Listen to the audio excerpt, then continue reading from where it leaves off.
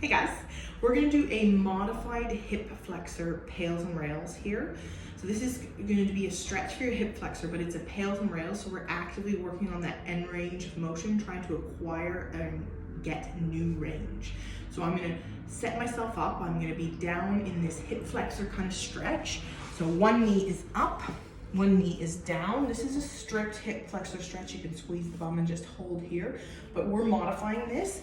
And so I'm gonna then bring this back and I'm gonna pop one hand on either side of this leg, and then my hip is aiming towards the floor. So I wanna keep yourself square, and we're reaching over to try and find the end range. So this hip is reaching towards the floor.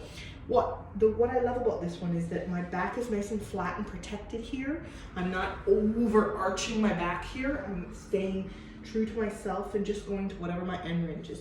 You're gonna feel this stretch through the front of the thigh as well as the front of the hip. If you turn those toes on that leg a little bit outwards, so I'm doing my left leg, so my left toes are turning out, gets it a little bit more on the inside of that hip here, okay? So we're gonna hold this stretch for 2 minutes. We're gonna sink into that. Throughout this 2 minutes, we're gonna just relax our tissue, breathing in and out. Making it really passive, letting our body relax into it. And after we've done 2 minutes stretching, we're passively letting everything go, letting everything relax. We're gonna then do our 2 contractions. So with pails and rails, we have 2 contractions done at end range. So you're contracting the tissue you're lengthening, which is all this stuff. Then we're gonna contract the opposite, the tissue we're shortening. So I'm gonna start contracting, so I want my knee driving into the ground. So my knee is driving in and forward as I stay at this end range. So I'm not actually moving at all, but my knee is contracting into the ground as my quad and my hip flexor are working hard. They're trying to bring it up towards our chest. We ramp it up 20, 40, 60, 80, greatest, safest effort, driving that knee in, holding for 10 to 15 seconds.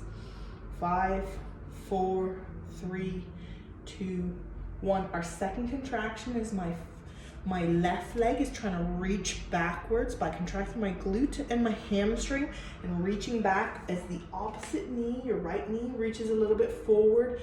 But we're actively reaching that left leg, the foot reaching back towards the wall, holding for again 10 to 15 seconds.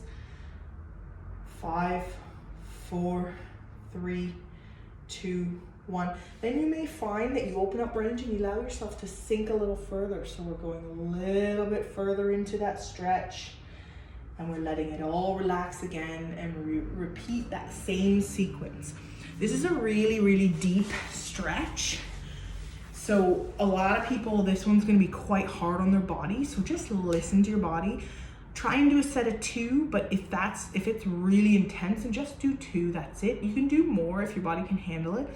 So you're gonna do a 2-minute stretch in our position. We're gonna then contract our knee, bringing it forward for 10-15 seconds. Then the opposite contraction is your leg is reaching back for 10-15 seconds. Then we're gonna reach further into the stretch and hold for another minute or so.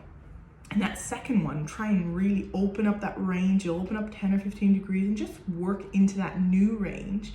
Try and let your body relax again, calmly. Then we repeat the contractions, knee coming up towards the chest, and then foot reaching back. That's how we acquire new range.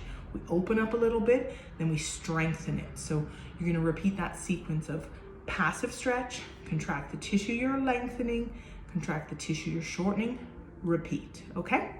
That's a pails and rails, and that's for your hip flexors. Again, be gentle with your body, and if it feels quite intense, just do a set of 2 to start. Okay, take care.